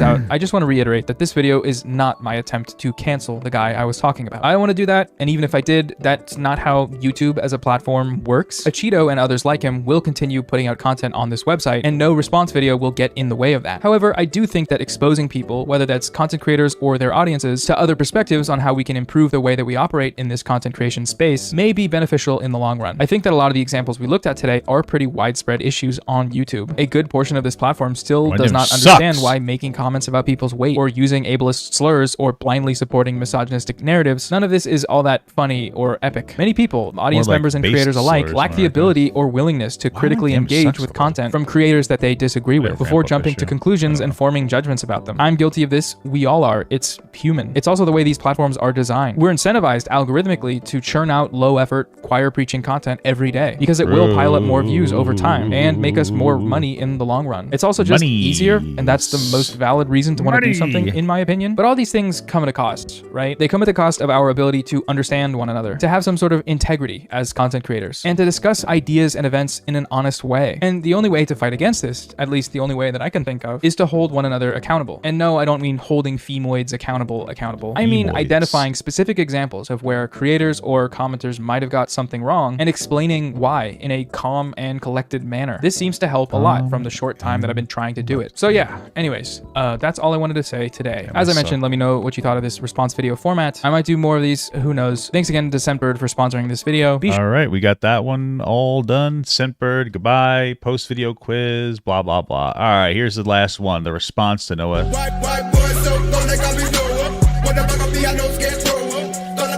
up with the music, bro? Really quick before I let the video start, it's on videos like these that likes mean a lot to me. I'm dealing with a YouTuber that has a pretty strong fan base, and whose community will come over to this video and press dislike no matter what I say in this video. So even if you usually don't leave likes on videos, if you could really just please leave one now, it would help me out a lot. Okay, we got some drama to go over today, so we're gonna do this now. This is a super long video that was made on me. This is 43 minutes and 15 seconds dissecting a YouTube reactionary. This is a video by Noah Samsen, the guy who I made a video on 2 or 3 weeks ago called Pathetic Male Feminist Tries to Own Me on Twitter. Now, throughout this video on me, he makes some good points, but he also makes, I think, a lot of bad points that I want to refute. So I'm gonna go over the good points first because I think that he actually had me on a couple things. In this new video, he argues that in my reaction to him, I cut him off before he's able to make an entire point, and that if I didn't cut him off, I would be able to better understand his arguments and then refute his argument. So that's a fair criticism, and if I ever make a video on somebody like him in the future while they're making points, I'll try not to cut them off. I do have kind of a thing for not letting the video I'm reacting to run on for too long because I really don't like Twitch streamers who will just sit there and react to videos, you know, completely uncut with no commentary, right? So hey, listen, I like doing that. That's how you get the full context. And it's, I mean, obviously it's lazier. Well, maybe not. I mean, there's not a super duper amount of editing in those videos like he does, but either way, I mean, it shows the full context, so there's a pretty tremendous benefit from doing it, in all honesty. People should understand, because then again, it's difficult to take shit out of context. So I actively try to keep my videos more about me talking rather than the video that I'm reacting to. But yeah, sure, when I react to your videos in the future, if I do, I will not pause them while you are trying to make a point. The second good point that he makes is in my video about him, I said that I think it's pathetic the way he lives his life. But the thing I want to touch on is the last thing he says here about the way I live my life. No, bro, the worst is the way you live your life, my dude. So my question is, how do I live my life, Acheeto? How could you know anything about the way that I live my life? His sense of superiority there was derived from the fact that he went to the gym that day and I didn't. But how would he know that? I should have been more specific because because obviously I have no clue how this guy lives 90% of his life. So for me to just say that, it's like, I don't know what the guy does. I was kind of just like going off of his internet presence because like my experience with this guy is, you know, he shit on me on Twitter saying like, fat phobia comedy is not funny and it's bad and harmful. Like, I think that that's fucking cringe. So I probably just should have said like, oh, I think it's pathetic the way that you exist online rather than like the way you live your life, because that just kind of is like, I don't know, because I don't know how he lives his life. I don't know, I feel like the reason I was so inclined to say the way you live your life is because like his entire YouTube channel is, you know, he's got his entire face cam, it's his like full name, and his entire internet presence feels very personal. Like, it feels like it's his whole name. What? That's a weird criticism. Is that like a thing people? Okay, interesting. That's cool. That's interesting. I guess that is kind of a thing that people do in that space. Anna Marie, blah blah blah. Noah, Mr. Beard, good guy. Okay, person. I don't know. It's a big part of his life. So I just felt inclined to say it's pathetic the way you live your life, just because like, I don't know, it felt like the internet was his life. But it's true. I don't know how he lives his life. What is he playing? Is he playing like a Barack Obama game? What the fuck's happening here, dude? What the fuck? This is me on July 15th of this year, days before this Twitter interaction. When he felt the need to comment on my weight because I wasn't at the gym or whatever, I probably was. I mean, there's no way you were at the gym on the Twitter app on your phone, like shitting on me, right? Maybe you went before you shit on me on Twitter. Well, the point is that you said that he was like a fat guy, and then he's like, well, I go to the gym and I'm repping 70-pound dumbbells, baby. So frick you. That's his point. Bro, I don't fucking know. But yeah, man, like, good for you for going to the gym. I see you're lifting now. Like, that's dope. I gotta get back to the gym. I took a week off because I was sick, like really sick, like I said. What I don't get though about Noah Samsen is if he does go to the gym and he understands the importance of it, because like if you go, you kind of get why you're going, then how does he fall into the herd of people that are like, oh, fat phobia is evil? Like, I've never... Well, if anything, makes Noah look better, because then he would have a little understanding of nuance. Because like the fat phobia isn't good. I don't think anybody... I don't know. Like, even if you think that today's beauty standard, blah blah blah, is ruining society and promoting fatness, like, do you still think that just bullying fat people for virtue of their existence is like good? Like, that's not good, obviously. But okay, cool. Ever met somebody who goes to the gym, and I know this is personal experience, so, you know, take it how you will, but I have never seen anybody go to the gym who is like, dude, fat phobic comedy is awful. Like, look what they're saying. Look at all. Well, most people don't talk about these things because they're dumb, terminally online conversations. That's why you're not really hearing them. Nobody's really giving a fuck about anything. But okay, yeah, sure. The jokes they're telling. Like, how can you think fat phobia is this pressing issue, but then go to the gym? This is the one person, like, I'm actually being serious, the one person I've seen both in real life and on the internet who talks about fat phobia the way he does, but still goes to the gym. Like, credit where credit is due. I'm fucking surprised. But the videos where you critique fat phobic comedy, bro, they're just not, like, they're very bad. Anyways, that's all the good points I think he makes in this video. A total of 2. Maybe there's like 3, but I don't know, man. He also made another good point, which is when I read his titles in my video, I didn't really explain why they were bad or why I had a problem with it. I just kind of read them and assumed that you guys understood what was wrong with them. While you're introducing someone that you're criticizing, you might list off their video titles with some music behind it or something, under the impression that your audience will pick up on what's wrong here, based on how you normally talk about these issues. So he knows that based on how he's criticized feminism and anti-straight prejudice in his prior videos, his audience will likely pick up on the fact that the person he's introducing is a little bit weird, a bit of a weird guy. And I've actually done this before in my own content. Here's a clip from a video of mine called Incel Content is Dangerous. Are you sub 5, normie, or Chad? How to know when it's truly over. Why the black pill is so underrated in 2021. 4 in-depth reasons. 100 black pill beliefs in one video. Warning, the gap between normies and Chads is growing. Oh, they even have a 4-part series analyzing the mathematically, scientifically, objectively perfect male face. It's a similar thing, right? Listing off this channel's titles and thumbnails in a dramatic voice with intense music. This is done under the assumption that you, the Noah Samsen channel viewer, will notice that having skull-shaped measurements in your thumbnails or incel terminology in your titles means that you might be a slightly strange guy. Now, you might not have an issue with this. You might feel like this type of thing is meant as a joke more than anything, a shared understanding within a community about the sort of meaning that we draw from certain signs on the internet. If you think this point is stupid, I can see where you're coming from, but I'll explain why I think it's good. If you think that it's a stupid point, the chances are is that you're part of my audience who already can understand what I believe. You know, maybe you hold similar beliefs. So when you see a guy using the keyword incel in like 6 different videos of his, you already think that it's pretty cringy and you don't need to like hear why. But I think it's important that I should sort of explain myself on certain things because A, it allows a new audience to get where I'm coming from, and wait, so I'm not understanding. What do you disagree with? His whole point. Wait, what? His whole point here is that people will basically talk to their audience without qualifying what they're saying, and it's a problem. What do you... not just like pander to my main audience. B, it also can allow for people to disagree with me to... Or are we still doing the agreements? actually like hear what I'm saying rather than just viewing me as an op without like really getting why. So sometimes kind of explaining why you think a certain thing is bad or good, even if you don't have to because your community gets it, can be good for outsiders and for people that don't get it. But yeah, I thought that was actually a pretty solid point. All right, time to shit on this guy because, bro, okay, that was an agreeable point. I thought you moved on to the disagreeable point, so I was like, wait, you agree with this guy? Okay. Some shit I could not stand. So after he showed the clip of himself lifting in the gym to like own me basically, which I think honestly that wasn't own, he then in post-editing decided to make like a correction to say that, yeah, if somebody calls you fat, the correct response is not to show that you go to the gym. Hey, just wanted to add a note from the editing booth. I want to be clear in saying that the correct response... Well, I believe Noah's argument here was that you don't have to show people, like, you don't have to prove anything to anybody. You don't have to get yourself, like, basically locked into constantly proving shit like this, because it can get kind of get out of control. Okay. To someone calling you fat is not to show clips of yourself working out. That kind of sets the tone of the response as you saying, you know, I'm working on it, okay? When you don't owe anyone that sort of response, least of all fatphobic assholes on the internet. I only showed this clip here as an example of one type of assumption someone might make about you because of your weight that does have more serious implications for people who are fat and are constantly dealing with fat phobia. Just wanted to clarify that, so yeah, back to the video now. This to me felt especially weird because he had basically just destroyed me with that clip, but then he sort of backtracks by saying that if you are fat on the internet and then somebody calls you fat as an insult, don't respond to them by showing that you work out. But now I'm sitting here thinking like, okay, so then if you don't want a person who's fat to epically own somebody by showing a video of them doing cardio or working out, would you rather them respond by sending a video of them eating a cake? Like, I don't... No, bro. I mean, I don't know how you don't get this point. Get it. Like, I think he... Listen, okay. Let's not even talk about it from like being a fat blah blah. Like, this is something you learn as a man. As a man. You don't have to explain yourself to anybody. I'm a grown fucking man. I don't have to explain myself to you. I don't have to explain my actions to you. I don't have to explain anything to you. If you call me fat, even if I work out, even if I'm healthy, I don't need to explain that to you because I'm a fucking grown man. That's where it really comes from. Now, we're on the internet and we all like to, you know, go back and forth and blah, blah, blah, blah. But Noah's just signaling, he's not signaling that, you know, it's a man thing to do. He's signaling that, like, you don't owe anybody having to explain yourself all the time, which you really don't. It's a pretty basic point. You should understand. Maybe you'll, but yeah, that's all the point is. Just doesn't think you should respond at all, which is, I guess, fair, because some people are just trolls. But in what sense do you lose in that interaction? Like, if you get called fat and lazy online, how does posting a video of you at the gym make yourself look bad? Like, it only does good for you. But yeah, I don't know why he added that in. It just seemed a little unnecessary. The second thing is he spends a minute... It was a little cringe, but, like, he makes a good point. He's not wrong about what he's saying. You just don't understand what he's saying, so...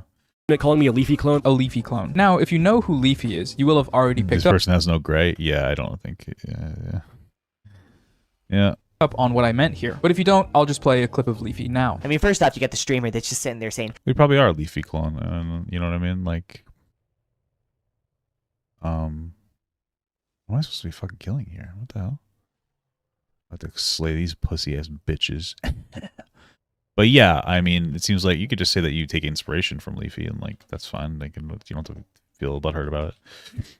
Stop, stop, stop, stop. Don't call me fat. My eyes are up here, honey. Oh my god, you want to call me fat? Donate below and call me fat. I even saw this one bitch. Her fucking title of her stream was Don't Donate Insults. Are you serious? Looks and sounds familiar, right? They appear to be playing the same video game. He's even doing the same little knife flip thing. It's incredible. I get it if he enjoys... That's Noah's boomer moment, not understanding Counter-Strike. What a dummy. This game, but like there are definitely some steps he could take here to mitigate the Leafy clone allegations. This isn't a major point in the video, but I just found it funny the fact that we were playing CSGO and both clicking mouse 1 to use the melee on the knife makes it so that like we're the same person. I make content in the same format as Leafy, as in I speak over gameplay rather than a face cam, and I guess me and Leafy both criticize things, but Leafy got banned off YouTube permanently 2 years ago, and I make videos on different topics than he did, so I'm what you would call a gameplay commentary channel. I wouldn't really call myself a Leafy clone. Anyways, that was a small thing, but it was just like incorrect. Like, if we're gonna use your own logic against you, then I could call you, like, I don't know, who's somebody who sits in their room with their face cam and talks about fat phobia. So the next point, and I would say this is one of the most important points in the video that really made me mad, and I think was just, like, wrong in so many ways, was that this guy tried to insinuate that my videos contribute to hate crimes. So this is a crazy fucking claim, okay? To say that a YouTuber either directly or indirectly contributes to actual hate, violent crimes, right? Like people, like shootings. I don't remember him saying something like that. Like, maybe I missed it. right? And stabbings and murders and all that, right?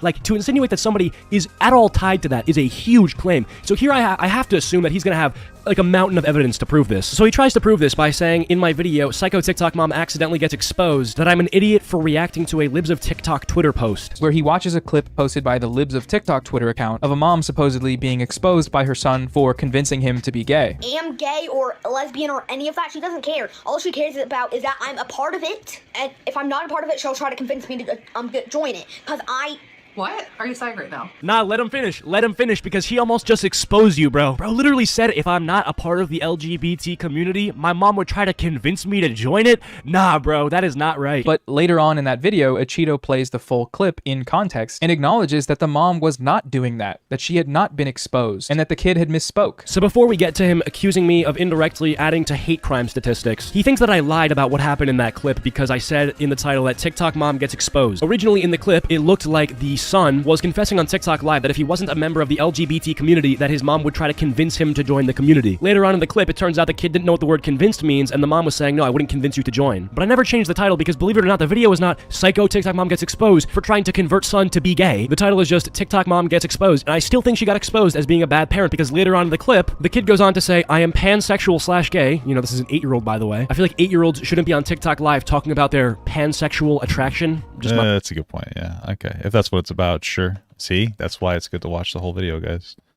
Okay, I guess that's fair. That is weird. Fuck. Okay.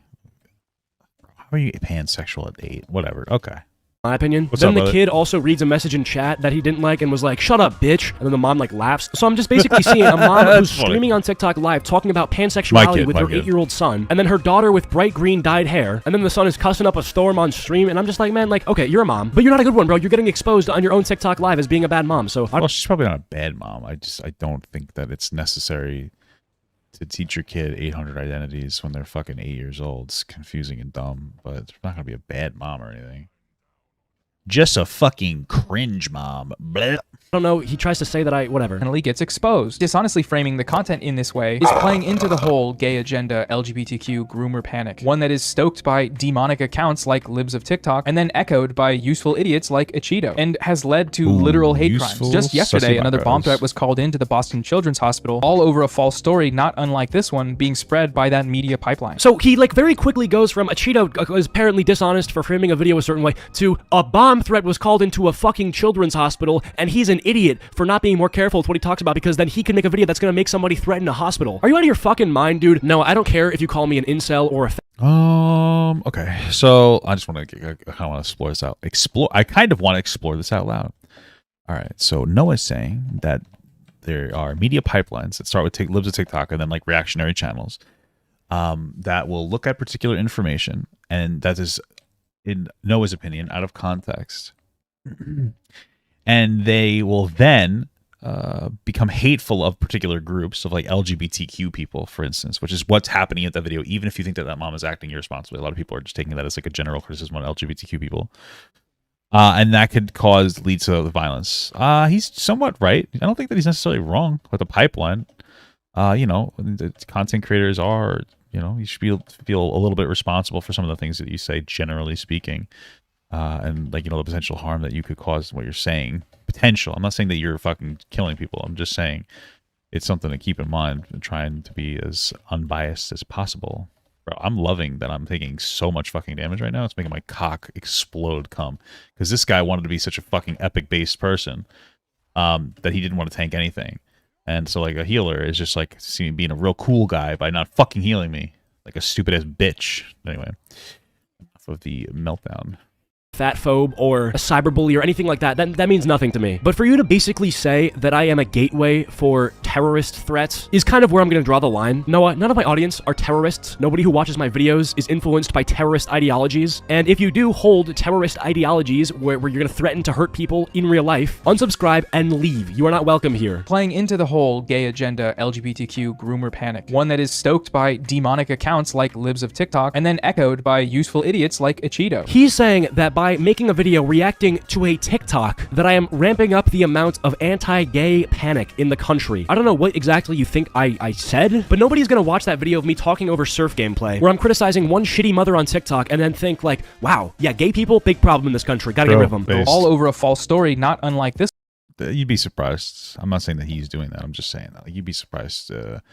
People get a little fucking crazy on the internet, and they're always looking for something to, you know, even if that's not what you're saying in your video, man, you could never really. Why would you go this way, you stupid fucking idiot? Sorry. But this kid's annoying. Anyway, people are looking for like to double down like their confirmation bias and shit a lot of the times, and you never know the way that different people will interpret different things. It's a unfortunate thing, and that's happened to me on TikTok. Like, I didn't realize people were interpreting my like edgy jokes as actual bigotry, because I was like well intentioned, but then most people I think are, but then there's those fucking crazy ones, you know. This one being spread by that media pipeline. So I don't know what he's talking about. Can we move on what to the next story boss? He's talking about which led to this threat being called in, but I doubt the quote-unquote story was a clip of a TikTok live. So associating me with like violent crime, I think is a low blow and inaccurate, by the way. Moving on, another criticism that I made about him in my original video was that he had just randomly decided in the middle of his Incel Street interview video to say that there was a person named Kevin Samuels and he's late but not so great. It basically had nothing to do with the video and felt incredibly uncalled for because this man Kevin Samuels had died in May of this year. Well, he had everything to do with the video though, because Kevin Samuels is like a huge pusher of like the Manosphere ideology, so he had a lot to do with the video. I originally had said that he died last year, which isn't even true, bro. He died this year. He died a couple months ago. And basically, I just found it hypocritical and immoral of him to be, like, shitting on this guy after he died, like, earlier this year of a heart attack. But he criticized the guy for shitty Manosphere ideology. It's not that big of a deal. Still try to take the moral high ground in I just feel like Acheeto's a little bit of a pearl clutcher, bro. Come on, relax. Videos where he will criticize fat phobia. Now, I want to go over his response because it's not good. It's one of the things that seemed to bother Acheeto the most about my video. It was my comment about Kevin Samuels, where I called him the late not-so-great Kevin Samuels. The late not-so-great Kevin Samuels. What? Bro, this guy died last year and you're like shitting on him? Are we just gonna skip over that, bro? This guy died of a heart attack and you're like shitting on his takes post-mortem? What? That's so like low. Like, by the way, this is a guy who's gonna complain about fat-phobic comedy being hurtful, but at the same time has no issue just shitting on a guy who died of a heart attack like a year ago. Like, what's wrong with you? Like, everybody who thinks this guy has such a good moral compass because he's gonna call fat-phobic comedy hurtful and violent or whatever, he's just gonna go and do this and nobody bats an eye? Okay. So Acheeto here says that criticizing Kevin Samuels' takes post-mortem is low of me to do. And at first, I wanted to ask why. Well, to answer your question, why I think it's low to shit on his takes post-mortem is because A, it is completely and utterly one-sided. I don't think he's gonna be able to counter-argue with you if he's dead. I'm not saying he would if he was alive, but there's a 0% chance that he can now. B, I believe in the concept of letting somebody rest. Like, if a rapper just why are you so sensitive? What are you talking about? Like, by this logic, we can't criticize like Hitler. I don't understand. It's just weird. Okay, he's passed away, but like he had this shitty ideology. Manosphere is garbage, and Kevin Samuels pushed that. Like, that's okay. Like, you can have that perspective. It's okay. We'll survive. Like, we're not gonna die. We'll all be okay. It's all right. Dropped a song and then died the next day. It would feel weird to see a lot of people being like, dude, this song sucks. Dude, this guy can't make music. Because while these are opinions that... Hey, music sucks. Music sucks. Who cares if he's fucking dead or not? You know what I'm saying, dude? That's all I'm saying, bro. Wow, I'm getting fucking poo-pooed on here, huh?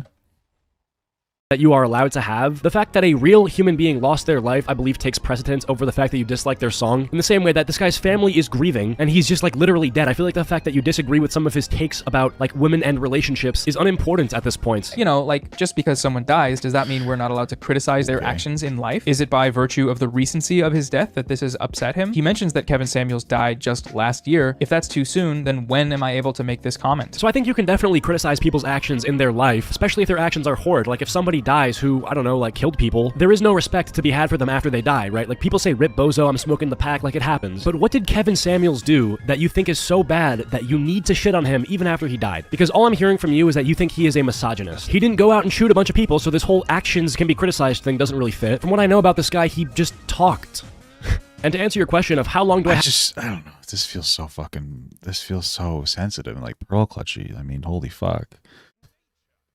have to wait until I get to insult somebody who died, which is a weird question. Well, I don't have an exact date for you, but I would say, like, I don't know, in the same year, let alone 5 months after this guy dies of a heart attack, I would probably say you don't need to shit on him. But then I thought about it and realized that, well, based on the content that Acheeto probably is surrounded with, which is without a doubt closer to the manosphere than I am, Acheeto might just have no idea why that comment is, in my opinion, justified. And he's someone who might actually benefit from hearing an explanation. So let's do that. Kevin Samuels sucked not because he had a heart attack, but because he was a misogynist, a grifter who built a massive platform by exploiting the embarrassment and degradation of women, specifically black women. He parroted conservative talking points and misogynoir to a million dudes online, who went on to spread this message across the web and world. A message that focused primarily on humbling women and holding women accountable, which, when done on the internet via content and to women you do not know, is really just code for putting women down. We've been over this. It's the same thing we saw Acheeto do in his reaction. She needs to be humbled. What? Like, what? It's the same thing we've seen Sneeko doing in prior videos. Okay, so I was right. This guy talked on the internet and like criticized women. So therefore, oh man, that guy had no value while he was alive. So his death doesn't matter. Like, what are you trying to say? I also find it really weird how after he describes the things that Kevin Samuels says, like women need to be humbled, he then finds a clip of me saying that a woman needs to be humbled, which is sort of implicit in the way you framed that is that if I died, like that would be a W for you, which I guess in your point of view makes sense because you believe that I can. What? Like, what are you trying to say? Women. So therefore, oh man, that guy had no value. Okay, so I was right. This guy talked on the internet and like criticized women. So therefore, oh man, that guy had no value while he was alive. So his death doesn't matter. Like, what are you trying to say? I also find it really weird how after he describes the things that Kevin Samuels says, like women need to be humbled, he then finds a clip of me saying that a woman needs to be humbled, which is sort of implicit in the way you framed that is that if I died, like that would be a W for you, which I guess in your— What the fuck are you talking about? What the fuck is he talking about? If he died, it would be a W? Where the fuck? Dude, you're actually struggling. What the fuck does that mean, bro? Like, what the fuck? Where was the implication that, what? Because you said a similar thing? This Kevin Samuel, though his point was just that, like, you're parroting Kevin Samuel's talking points, not that he hopes you die of a heart attack. This guy's a fucking, holy fuck. All right, well, you know, okay. Your point of view makes sense because you believe that I contribute to domestic terrorism, that I am a misogynist, I'm a fatphobe, and a— Fuck, this guy's so sensitive. This is incredible. At least, bro, it's always the jokesters that are like the most sensitive people. I swear to God, bro. You're just misinterpreting everything because you're feeling. I mean, like Noah did call you an idiot, so you're probably feeling very upset about that. But Jesus Christ, man. You're super fucking sensitive in this video. It's okay. I'm a leafy clone. Now, even though I know as, you know, being me, that none of those are true, except the fatphobic one, like, I guess I am fatphobic technically, but whatever. Even if all of those were true, bro, I don't think I deserve to die. And I know that it's going to seem like I'm playing the victim card here, but I'm just— 100%, because he's not even close to suggesting you should die. So, like, yeah, you are playing the victim card. This is weird. I mean, if you really feel this way about, like, this is really how you interpreted this content, then, like, you're very sensitive, and you should work on that. Interpreting the video as he made it. Listen, I don't think it's Noah Samsen's job to care if I die. Like, I don't think he should, because he doesn't know me, right? I just think it's ironic because he's also sponsored by like BetterHelp, which is like a therapy thing. So if I killed myself because of this video, I just think it would be so ironic. Okay, finally, the last all— Bro, this guy's, holy fuck, what a loser. Jesus Christ, bro. Yeah, he said he was a useful idiot. Bro, this guy's a real victim. He's a, holy shit. It's just, he was not suggesting you should kill yourself or that you should die. You're actually fucking unhinged. Awful point that this guy makes is that because I reacted to the It's Complicated channel, aka that street interview channel, that my audience is impressionable to misogynistic ideas. So here Acheeto disputes my claim that this channel wants women to be seen and understood as liars. He says that there is a maximum of 3 people that interpret this content in the way that I am describing. However, as I showed in my video, this is not the case. The following were just a few comments from the street interview comment section. Never underestimate a woman's ability to avoid accountability at all costs. I had an argument with my 8-year-old niece yesterday. Okay. I truly believe the thought processes and childish antics between my niece and these women are no different. The level of egos with these below-average women is astonishing. These statements, which all generalize women as being childish, irresponsible, or egotistical, have all been favorited by the It's Complicated account owner. Okay, so you want to know what woman they're talking about? The woman in the videos. The people commenting on the video, believe it or not, are talking about the video. They're not talking about the species of women that exist in the entire world. They're talking about the handful of delusional women that spew crap in these types of videos. Additionally, while Acheeto's comment section isn't quite as bad as the street interview comment section, there are definitely still some iffy comments. These women are a 12 out of 10 on the stupidity scale. Guys, calling somebody stupid is misogynistic, by the way. I hate that some women act like this. It's embarrassing. They just take one insignificant aspect about themselves and try to make it praiseworthy because they have nothing to bring to the table. Hey, retard, you realize a woman commented that, by the way. What in the narcissist is going on here? Seriously, the selfishness and overall negative personality qualities is 12 out of 10. Did you guys know that calling somebody selfish and narcissistic is misogynist? Yeah, I even said it in there, and I think Noah even referenced it that like different people interpret that differently. You know, some of those didn't really seem particularly sexist, but it again, it depends. Like some people will interpret it differently, and I think that that's the problem with some of the things that Noah's talking about is that like they're very. It's like one of those things where it's like if you know, you know, but it's not easy to know. You know. But I get what Noah's saying, that Manosphere content tends to jerk off a group of little boys that are victims. Maybe not all of them act that way, but that's a lot of them. Like a bunch of like loser little kids. Now, dude, what is this argument? Anyways, I think I'm done here. I'll go back to bombing hospitals, as I frequently do. Okay, well, that was... You know what, dude? I think I'm going to have to ban the person who suggested that I look at that interaction. You're done. You're out of here. It wasn't that bad. It was just like, okay. It was like fucking kind of silly. But, yeah, you know, it's just a theory. A game theory. Got him. Yo, I'm fucking sharding all over these things, though. No Capricorn. I'm getting sharded on as well, but I'm mostly doing the sharding. I want Papa Gut to pee on my face, but just as a friend.